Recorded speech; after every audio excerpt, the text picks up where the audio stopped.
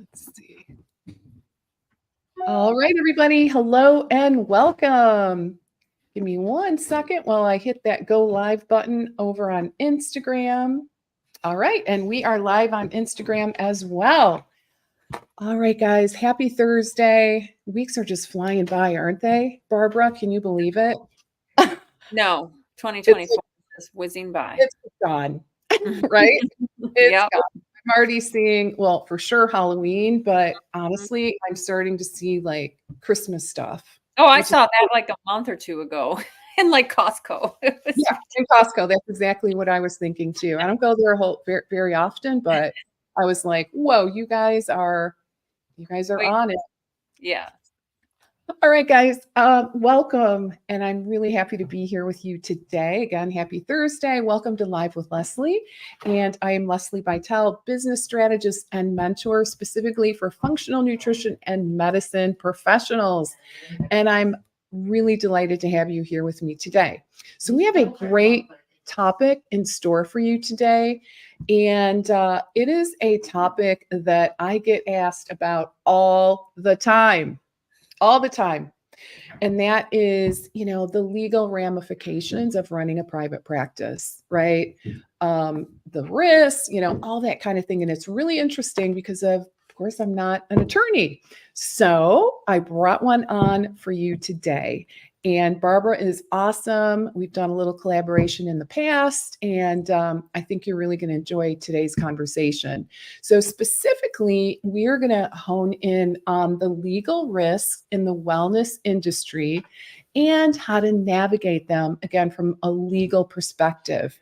Because it's challenging, right? And it can be scary. So, today I'm excited to chat with Barbara Zabawa from the Yep. Center for for Health and Wellness Law LLC to learn the legal considerations every health professional should know to protect their practice. So, here's a few of the things that we're going to delve into: why it's crucial to consult with a lawyer when working in the wellness industry, the differences between wellness and traditional healthcare, and why the distinction matters, the biggest legal risks involved in wellness practices and how to mitigate them effectively, and of course, much more.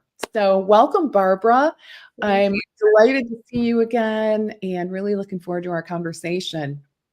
Yeah, me too. Thank you for bringing this subject up to the people who know you and love you. And my mission is to get that legal aspect of wellness discussed more because I don't think it's discussed nearly enough. So thank you for the opportunity. Yeah, really appreciate your time today, too. All right. So, as we get things started, let's see here. Actually, I thought I was live on Instagram. Now we are live on Insta. All right, they make it a little complicated to navigate. So, welcome if you're joining us from Instagram. So, what I wanted to do to kick off our conversation, Barbara, is have you give us a little bit of the lay of the land in terms of your background. I believe you have an MPH as well. I So, I'm do. really, really curious about, the evolution of your career. When did you get the MPH? Well, were you a lawyer first and then went back and got the MPH? And just kind of give us your backstory. Oh, well, that's refreshing. Yeah, I don't get to do that very often. But yeah, I knew I was interested in healthcare back in undergrad. Even though I was an English major, I knew that I wanted to work in the healthcare industry in some capacity. I just didn't know what. I toyed with dentistry and medicine and nursing, and um, I couldn't decide. And I ended up getting a fellowship right out of undergrad to do basically workplace wellness research abroad in Europe for a year. And so I did that and kind of fell in love with the whole idea of prevention. And so I went to the University of Michigan School of Public Health upon my return from Europe and got my MPH in health administration and policy.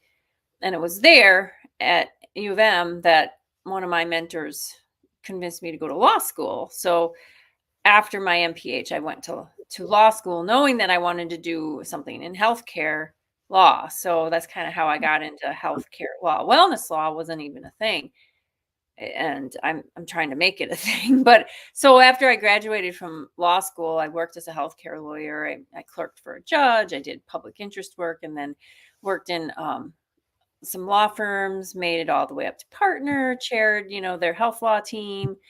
Went in house briefly at an health insurance company, and did HIPAA privacy and Affordable Care Act compliance stuff. And then in 2014, decided to open up my own law firm, which is the Center for Health and Wellness Law, and kind of went full circle in my career. Went back to wellness, which is where I started with that fellowship abroad back at, after I graduated from undergrad. So I decided, there's an unmet, when I was practicing healthcare law, representing physicians and hospitals and insurance companies, I recognized this whole void of legal help for people who were on the fringes of the healthcare system, the traditional healthcare system. And so that when I struck out on my own, that I knew that's the kind of that was the population I wanted to help. I wanted to uh, go back to my roots of wellness and really be the legal resource for wellness and workplace wellness, in particular initially. And I wrote a book, workplace, rule the rules of workplace wellness programs, and went to conferences and just started speaking to all kinds of wellness related groups on the law part of wellness, because surprisingly, I guess, unlike going to big healthcare conferences, that are attended by health systems or insurance companies or medical clinics, these wellness industry conferences, I was the only lawyer. And that was such a contrast to the healthcare world, where those conferences are crawling with lawyers because, the health law is a much older, recognized legal practice area, and the legal community hasn't really caught on yet to this idea that the wellness industry also needs some legal guidance. And I hear that from clients of mine. The reason why they even try to find me and contact me is because they are nervous. There aren't really any rules or guideposts for them to know what is going to keep me out of trouble and what's going to get me into trouble. And so, yeah, I am trying to be that resources, and also trying to convince other lawyers through my work as an academic that, the wellness industry needs some attention from the legal industry. So yeah, in addition to having my own law firm, the Center for Health and Wellness Law, I teach at the University of Missouri Kansas City Law School health law, and a course I created called Legal Rights in Health and Wellness. And then I will be teaching contract law in the spring.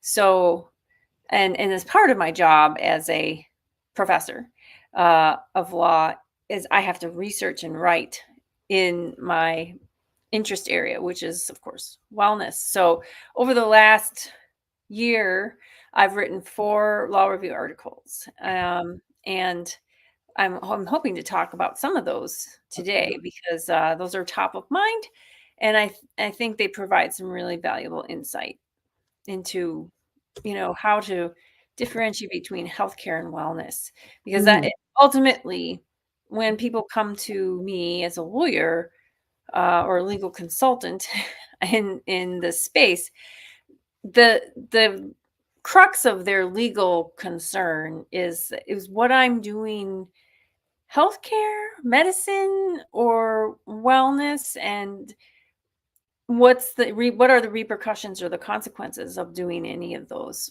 based on my credentials, based on my situation, based on people that I'm trying to help. And so that really is the essence of most of the consults that I have to deal with. And so I never really sat down until this past summer to really articulate the difference between practicing medicine or healthcare, uh, and and wellness.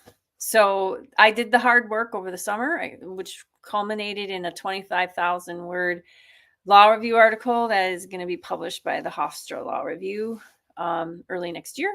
And yeah, I'm hoping to summarize some of those things for you today. But I'll pause for a moment. Yeah, amazing. Okay, so you're a busy lady, and I know you have a podcast as well. Mhm. So we'll be talking about that a little bit Two pop- later. Two two- podcasts. Yeah. Amazing. So why don't we start with talking about the distinction between healthcare, health law, and wellness law? And why does that matter to our audience? Yeah. So, the distinction, I arrived at the distinction between health law and wellness law by looking at how the law currently distinguishes between health care or medical care and wellness. And there are several bodies of law that already create that distinction. And the primary one is the Internal Revenue Code, the tax code. So, and the others are the Food and Drug Administration. Um, Medicare has some distinctions that it draws from, and then there are some lawsuits where there's some light that's further shed in the difference. But I would say the foundational body of law that I used for my article was really the tax code.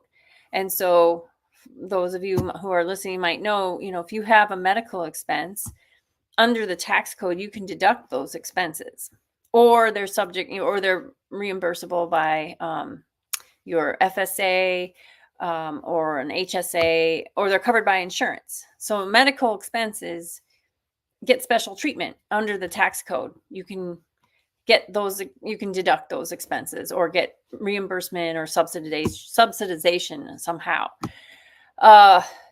Wellness expenses, on the other hand, are not subject to special treatment. If you spend money on wellness products or services, you won't get to deduct those expenses from your taxes in most cases.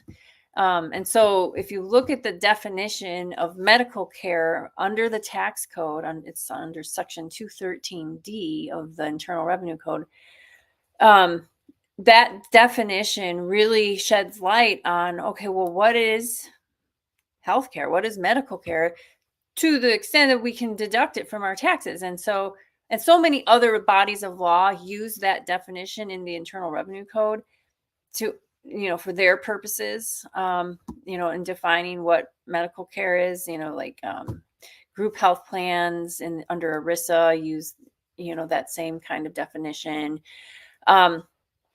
So the definition in sum is expenses related to the cure, diagnosis, treatment, cure, mitigation, or prevention of disease or illness, or to fix an injury or address a structure or function of the body.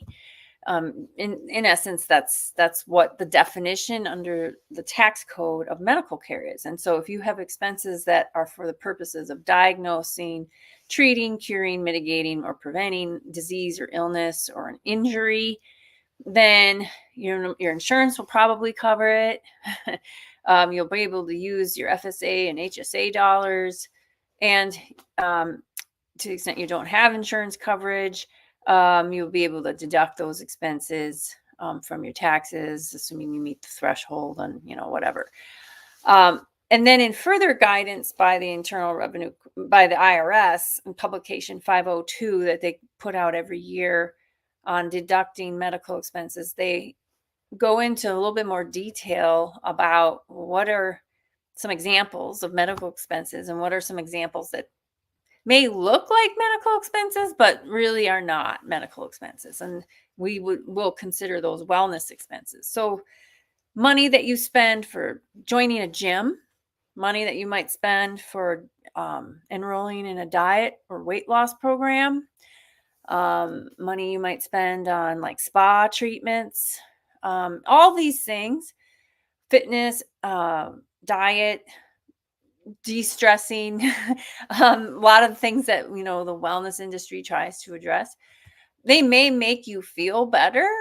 They may enhance your well-being, but they're not being prescribed by a licensed medical provider. They're not necessarily treating or curing a disease, illness, or injury. And because of that, they're not deductible on your taxes. And they're not covered by insurance either. And so for me, looking at that distinction between medical care and wellness, one is the medical care is addressing disease, illness, injury, and wellness is not. Wellness is trying to improve your well-being, but it's not fixing you. It's not fixing a problem. That distinction led me to the place of distinguishing health law and wellness law as health law.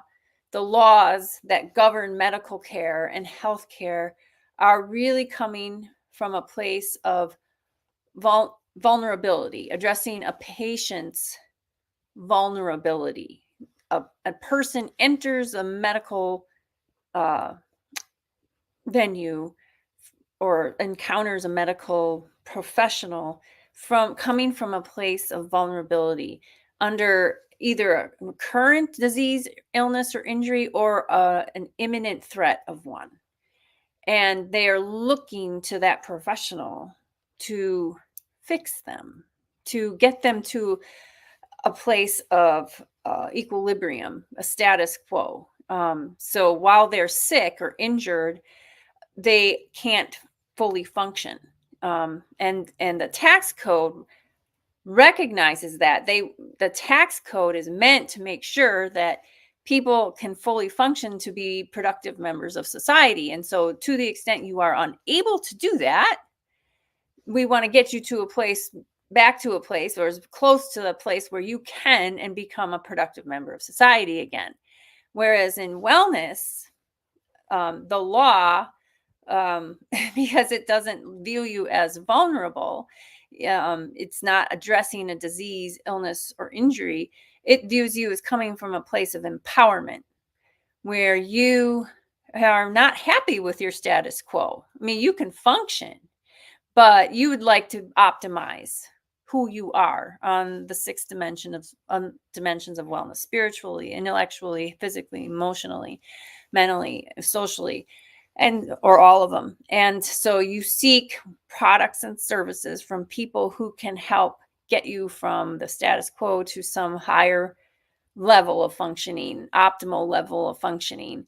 And that's great, but it's not necessary for you to be a productive member of society, at least from the legal standpoint. And so there's less protections for you because you're not vulnerable, and you're not battling some illness or injury. So you can think a little bit more clearly. Presumably you have a little bit more capacity to judge whether something is going to optimize your well-being or not. And so standard consumer law protections, like making sure you're not being misled, that the person who you're seeking services from is not misrepresenting who they are, or telling you lies, and making sure that they're not trying to swindle you out of money. Those protections exist, but there's no fiduciary obligation like there is with a healthcare professional. And so that's kind of where I landed.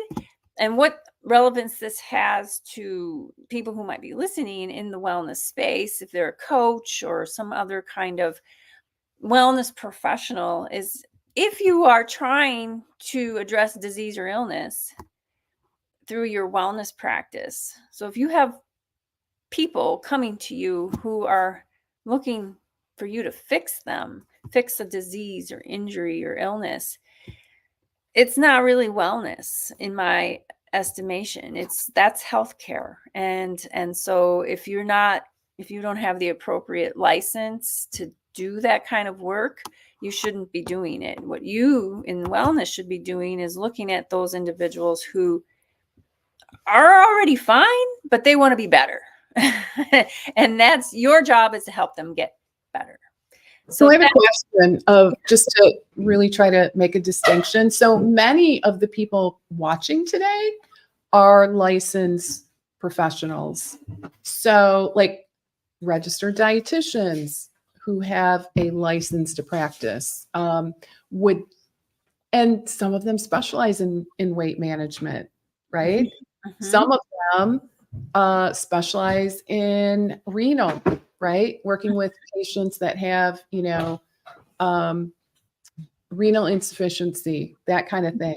So is that wellness or is that healthcare? I would say that's healthcare. Okay. And dietitians are, it's healthcare. Yeah, right. The IRS would view that as healthcare. And so that would fall within the legal regulatory framework for healthcare, which, the dietitian has to follow the rules on their scope of practice as it's outlined in their state's licensing statute or certification board. If they have one, they have to meet certain credentials, and, they're held to a fiduciary standard. So if they screw up, they could be sued for malpractice. Their liability insurance is going to be different than it would be for just someone who is a coach, for example.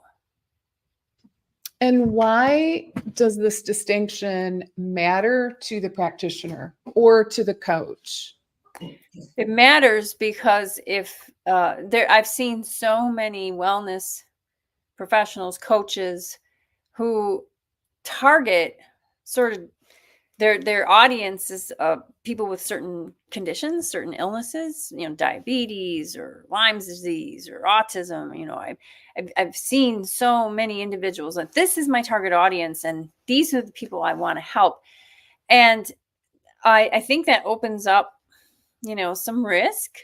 I'm not saying it's impossible to navigate, but your role is not to fix people's diabetes.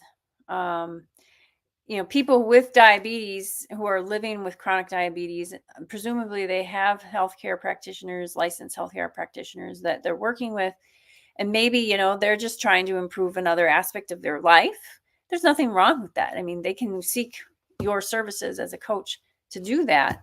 But if you really want to treat diabetes, if that's your goal as a wellness professional, it's like, I'm going to eliminate your diabetes, well, then you're not really acting anymore as a health coach, or unless you're working under the supervision of a physician or some other licensed professional who does have that responsibility.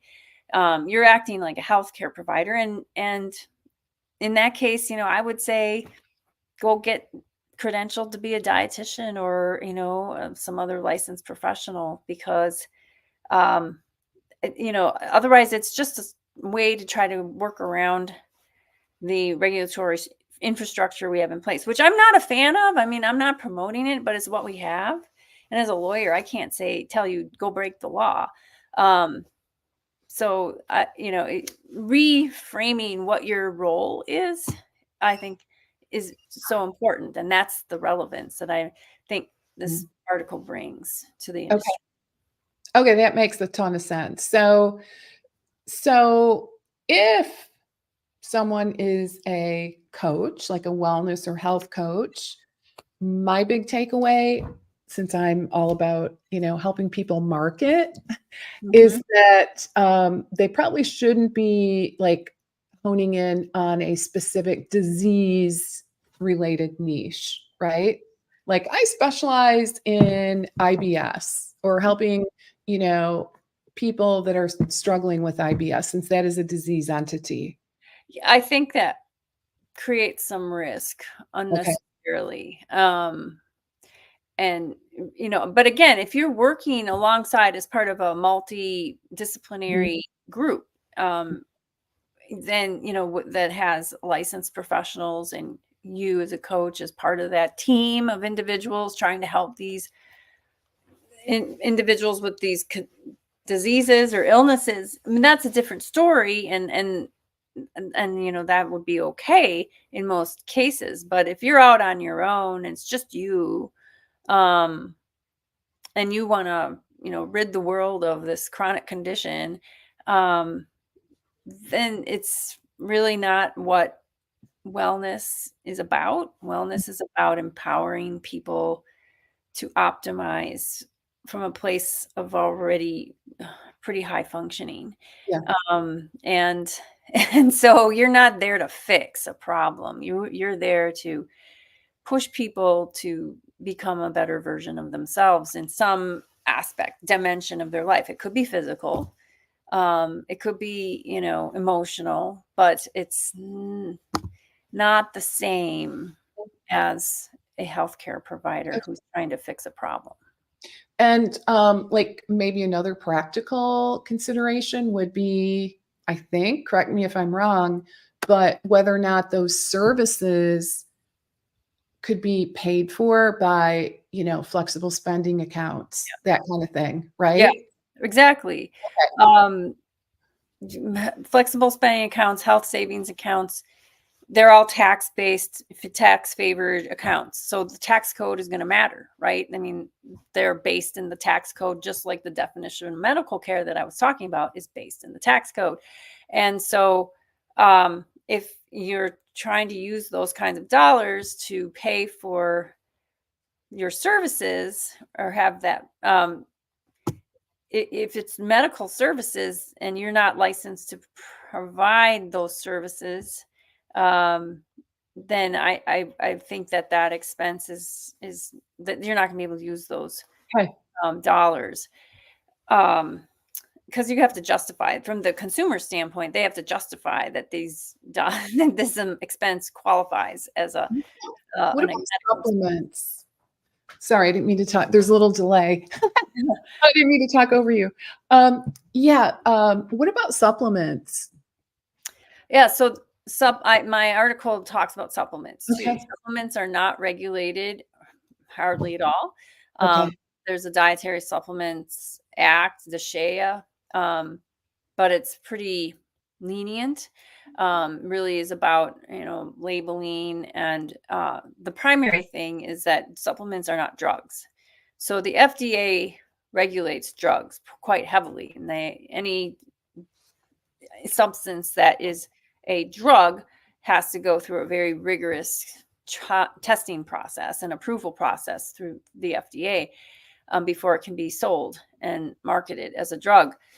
Supplements do not have to go through that, but in turn, for that ease of being able to get to market, they can't be promoted as drugs. And what are drugs? The FDA defines drugs very similar to how the IRS defines medical care. Drugs are substances that are used to treat, mitigate, prevent illness or disease.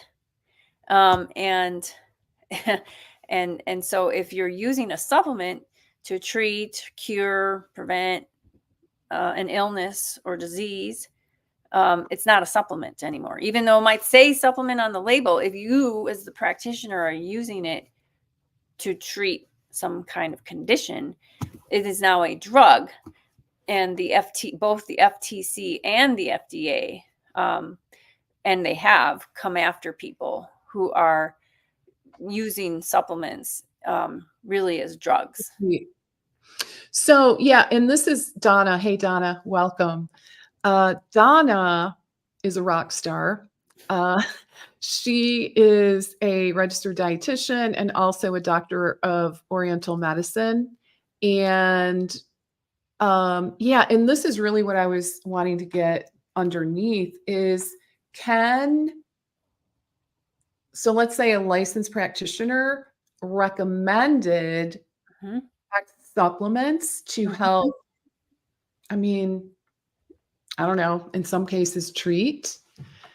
I know the verbiage there probably is, I don't know, a little bit, let's just say tenuous from my perspective. But really the core question I'm trying to get underneath is if it's prescribed or recommended, let's just say Mhm. recommended by a licensed practitioner, can the patient or client cover that expense through Yeah. HSA or flex spending? Yeah, and you'll see that in the, publication 502 that Yeah. even what we would consider wellness expenses like gym memberships and weight loss programs Mhm. or supplements, if the recommendation to join a gym or, enroll in this diet program or, take these supplements is coming from a licensed healthcare provider, that can then be, deducted from your taxes because it's now become medical care, because of the involvement and the recommendation of a licensed healthcare practitioner. Um, Whereas if it wasn't recommended by them and you were just doing it on your own, you couldn't deduct those expenses or use your HSA. Ah, okay. Okay. All right, great. And then let's see. So Donnie has a couple of other really good questions. The patient with kidney insufficiency, and we increase clearance rate and the load on the kidney using diet, probiotic, and support. Is that wellness or medical care? I think my understanding is it's medical because she is a licensed practitioner. Yeah, well, I guess, I mean, you're treating kidney issues. Right. That's what I'm understanding Yeah. the question to be. You're treating kidney issues, Mhm. fixing a problem, Yep. a medical problem. And again, that's medical care under the definition, section 213D of the Internal Revenue Code. That's medical care. And so luckily you are a licensed professional and so you, as long as that's in your scope of practice under your state's licensing board uh, standards, then then that's fine. Okay. And then this is an interesting question too. Can a healthcare practitioner include wellness? Yeah, absolutely. I wish they would, frankly. That's part of the problem. That's why we have so many people turning to wellness practitioners for resolving medical care issues because the medical system is not very responsive, or it's I have another article about that, the corporatization of healthcare and how it's become so business like and is steered so far away from its mission of really helping patients and acting in their best interest. It's really become more of a profit making enterprise, and that is the result of, and that results in very limited time that healthcare providers and these large health systems can have and spend with patients to talk about their well-being and other things that they can be doing. I mean, most of the time you go into the doctor's office, you tell them what's ailing you, they write a prescription, and you're done. I mean, that's the extent of so many doctor visits, and it's very unsatisfying, and it's not really meeting the real needs for Mhm. attention that so many patients are craving. And so wellness is sort of taking up that slack and Yeah. meeting those needs. um, and so back to the question, yeah, if providers, healthcare licensed healthcare providers had more time, they could certainly incorporate more wellness types of services into the visit. It's just that right now, the way our reimbursement and financial incentives work, there's no incentive to do it because they don't get paid for those services. It's all based on number of visits. Their income, their revenue is based on how many patients can we cram into this 12-hour period or whatever. And all the paperwork that has to be done for each of those patients because of all of the regulations and the administrative headaches. And so there's just no time for the wellness, but they certainly could. Absolutely. So just want to clarify a quick question for any of our coaches who are non-licensed practitioners who may be on. So how, like, can you give us any tips on how do we market, right? You can't really say, hey, I specialize in celiac disease, right? That's a disease entity. Mhm. Well, So I mean, it so it's a little bit would more, say to you. it's a little bit more nuanced. So I know plenty of coaches who are very knowledgeable about a certain condition. And if all you're doing is providing information about that condition, Mhm. just empowering, again, think of the word empower and have that sort of be your North Star. It's like, am I empowering people with information? Yeah, they could go look this up on their own, Mhm. but maybe they don't want to. Maybe you've done the hard work for them and curated the information that is important and kind of the most authoritative on this subject.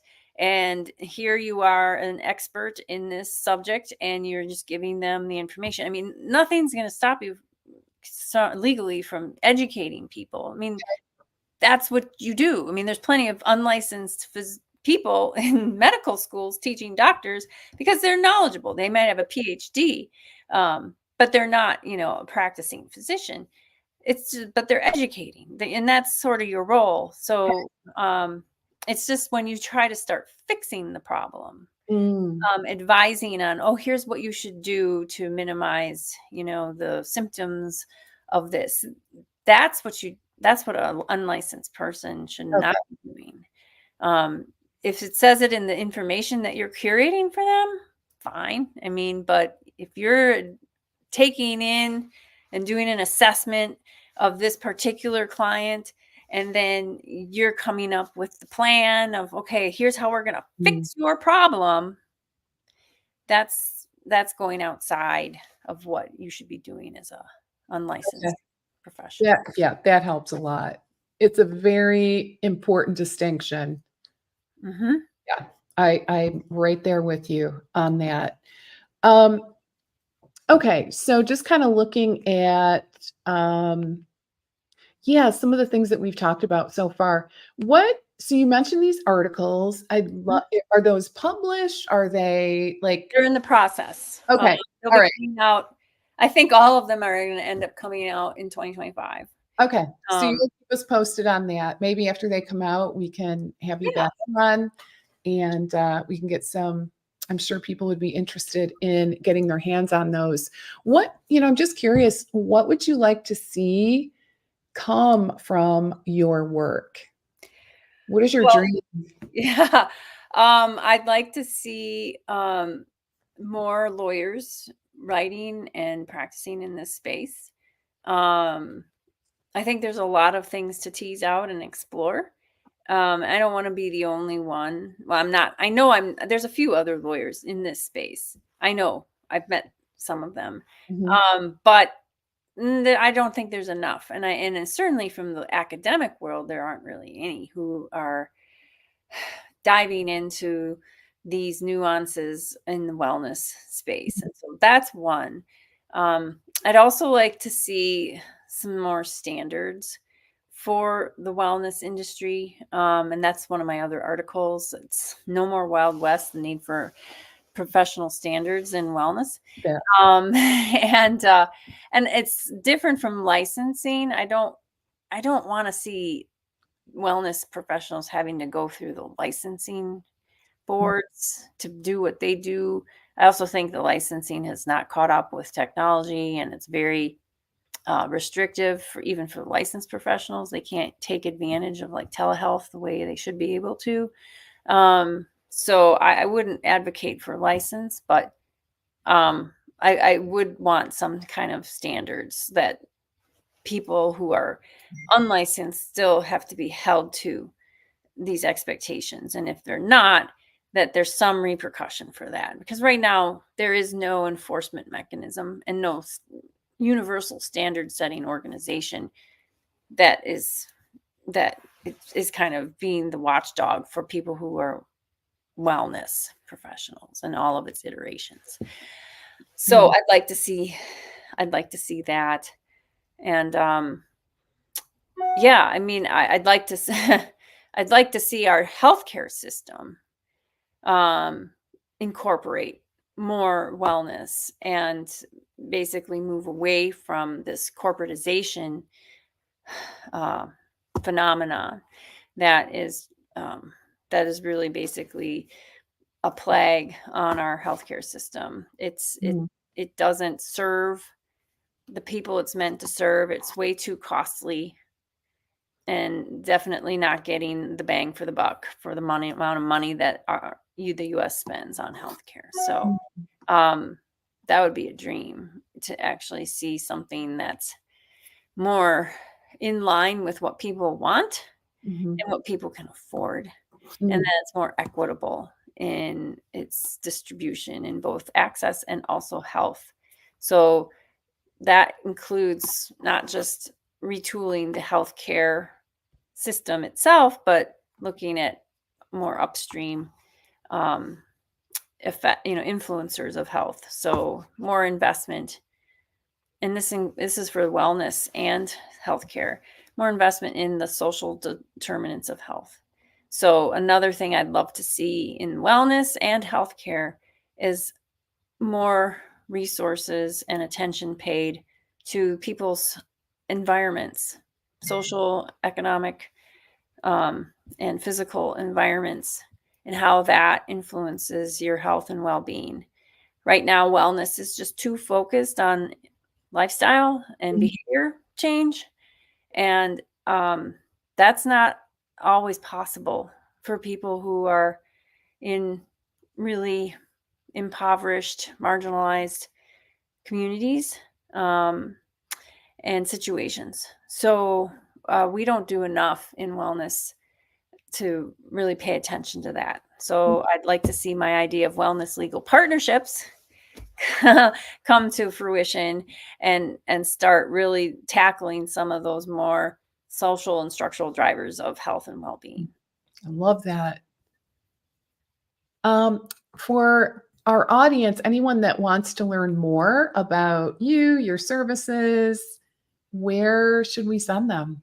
Yeah, I'd go to wellnesslaw.com. Okay. Great. And do you take on, private practitioner clients? Okay. I definitely do. Okay, so wellnesslaw.com. Yes. Okay. And we didn't touch on this. I'll put that on the screen. Did I spell that right? Yes.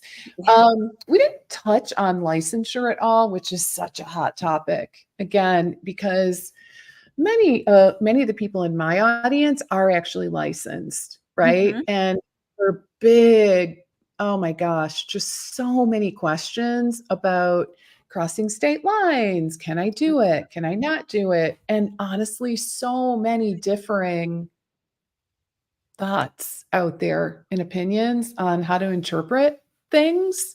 Yeah. It's very confusing. Yeah.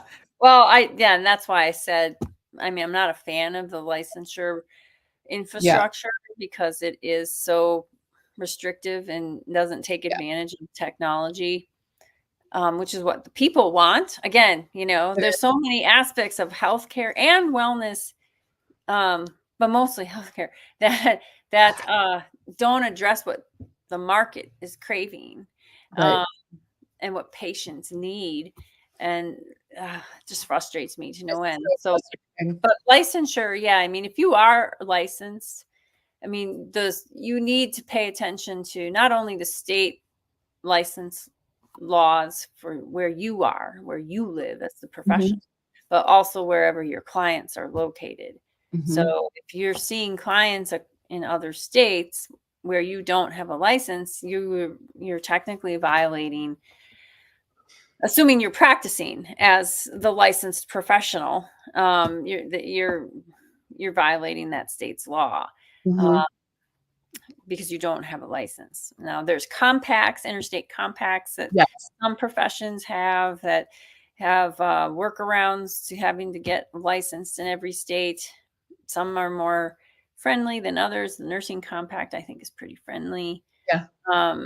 But some are not so friendly. And anyway, you want to pay attention to both of those states, where your clients are located and where you're located. Okay. Which is something that I think a lot of, just based on what I've observed, what I see is mostly people just looking at the state in which the client resides Mm-hmm. and kind of not looking at their own state. And yeah, well, what's important to be mindful of your own state is more than likely, I mean, a lot of the licensing statutes are very similar, between the professions, and pretty much all of them will say, it's inappropriate and unprofessional conduct for you to violate the law relating to your profession.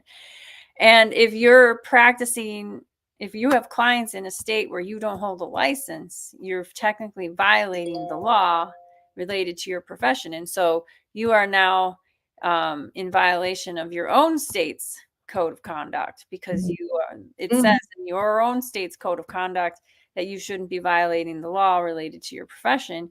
And that can be subject to discipline. So yeah, I mean, you may be licensed in your state, but you're violating the law of another state. And it's very likely, I mean, obviously I haven't looked at every single profession in every single state, but I've seen enough of them where that's pretty routine to have language about not violating the law related to your profession. And if that includes practicing without a license in another state. okay, so you could help a licensed practitioner navigate those questions. Yeah. I mean, I do that. Yeah. frequently. Yeah. Okay. Yeah, because that's a super common question, and it is just challenging. So, any final words of wisdom that you'd like to impart? Anything else that you'd like to share before we begin to wrap up? I mean, I've said a lot. I'm happy to take questions, reach out to me on my website if you have follow-up questions. I have tools and resources on my website as well that you might find helpful. And yeah, I mean, I'm happy to talk about this stuff all the time, because I don't think it's talked about enough. So again, I'm so thankful to you, Leslie, for making time and space for this discussion. It's been great. All right. Well, greatly appreciate your time, Barbara. It was wonderful to reconnect with you. And thanks to everyone who joined us today, and great questions. Really appreciate that. Keep them coming. Visit Barbara at wellnesslaw.com. And just, are your podcasts listed on your website as well? So if Yes, folks there's links. interested in, okay. So those are easily findable as well. So you have two different podcasts. Yeah, I don't know if both of them are linked to my Wellness Law, because I have a Lemon Spark podcast and a Wellness Law podcast. And certainly the Wellness Law podcast would be, you could find it through my website, but I don't know about the Lemon Spark one. That's a little different. So Okay. Sounds good. All right, guys. So we're going to wrap it up. Thank you again, Barbara. Really appreciate your time and your willingness to share your wisdom with my audience. And so thank you. And goodbye to all of you that joined, at least until next week. All right. So looking forward to seeing you next time. All right. Bye, everybody. Bye. Bye-bye.